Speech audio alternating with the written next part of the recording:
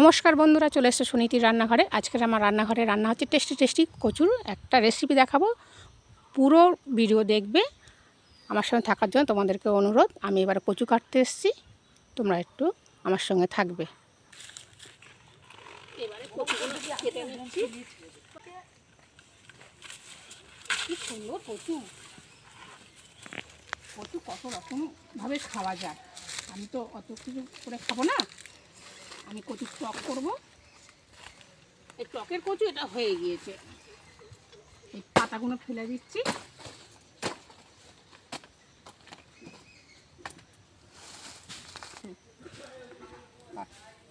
দেখো বন্ধুরা, কত সুন্দর কচু।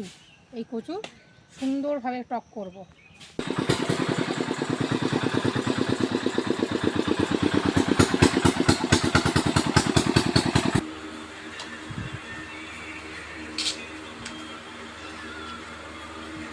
এই কচুগুলো এরকমভাবে কেটে নিতে হবে সুন্দর করে। পুরোটা কেটে নেব, আর এইগুলো কাটবো না, আমার দরকার এইগুলো দরকার।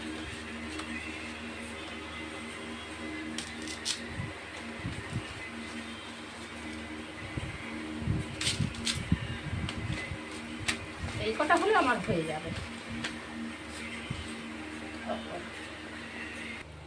দেখো, যতটা নেওয়া ততটা নেওয়া হয়ে গিয়েছে। এবার এটা ভালো করে সুন্দর করে ধুয়ে নেব। এটা হাত দিয়ে ধুলে হাতে চুলকায়। আর পুরো রান্না আমার সঙ্গে থাকবে, নাহলে অনেক কিছু মিস করে যাবে। খুব সুন্দর খেতে হয় এই কচুর টক। আমার ধোয়া হয়ে গিয়েছে, জলটা ঝাড়াতে দিয়েছি। কচুর জলটা অনেকক্ষণ ধরে ঝাড়াতে দেওয়া হয়েছে, ওটা হয়ে গিয়েছে। এদিকে গ্যাসটা ধরিয়ে আর তোমার জল গরম করতে দিয়েছিলাম। এবারে এই জলটাতে কচুগুলো দিয়ে দেবো। বেশি করে সিদ্ধ করতে হবে না, বেশি সিদ্ধ করলে কিন্তু সেটা ভালো লাগবে না। খুব অল্প সিদ্ধ করে জল ঝরাতে দিতে হবে। খুব সুন্দর খেতে হয়। তোমরা একবার বাড়িতে করে খেয়ে তারপরে কমেন্টে বলবে কেমন হয়েছে খেতে। আর যদি আমার রান্না ভালো লেগে থাকে তাহলে আমার চ্যানেলটাকে একটা লাইক, একটা সাবস্ক্রাইব করতে তোমাদের ভুলো না। এখানে বেশি কিছু উপকরণ লাগে না, শুধু একটু সর্ষে লাগে, কটা রসুন আর কটা কাঁচা লঙ্কা। যে যেরকমভাবে ঝাল খাবে সেরকমভাবে দিয়ে তোমরা রান্না করে খেয়ে দেখবে। এগুলো এবার একটুখানি বেটে নেব।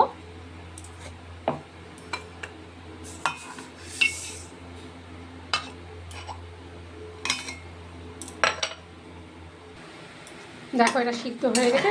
এর থেকে বেশি সিদ্ধ করার দরকার নেই, এরকমভাবেই নামিয়ে নিলে হয়ে যাবে। এবার এটাকে জল ঝরাতে দেবো।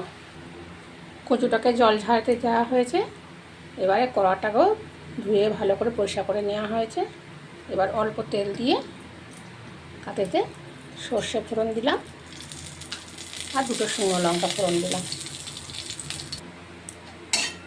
লঙ্কাটাও ভাজা ভাজা হয়ে গেছে, সর্ষেটাও ভাজা হয়ে গেছে। এবারে কচুটা দিয়ে দেবো। সুন্দর করে ভালো ঘেঁটে না যায় সেরকমভাবে একটু ভাজা ভাজা করতে হবে। বেশ কিছুক্ষণ নাড়াচাড়া করে নিলাম। এবার অল্প করে নুন দেবো, যেহেতু এটা সিজে যাবে তো বেশি নুন দিলে নুনে তিতো হয়ে যাবে।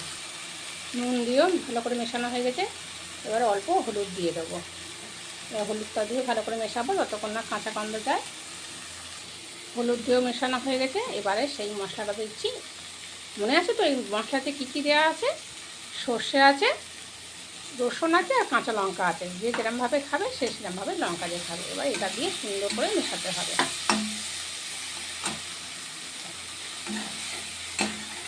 খুব সুন্দর একটা গন্ধ বেরোচ্ছে।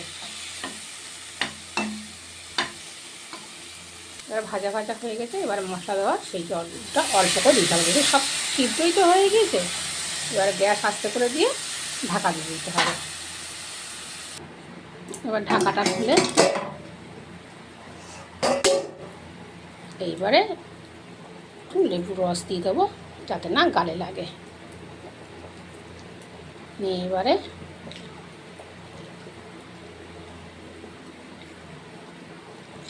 লেবু রসটা দিয়ে দিলাম। হয়ে গিয়েছে, এবার গ্যাসটাকে বন্ধ করে দেবো। পুরো রান্না আমার সঙ্গে থাকার জন্য তোমাদেরকে ধন্যবাদ। দেখো পুরো কমপ্লিট হয়ে গেছে, কত সুন্দর লাগছে, খুব সুন্দর খেতে হয়। তোমরা একবার বাড়িতে বানিয়ে খেয়ে দেখে তারপরে কমেন্টে বলবে কেমন হয়েছে।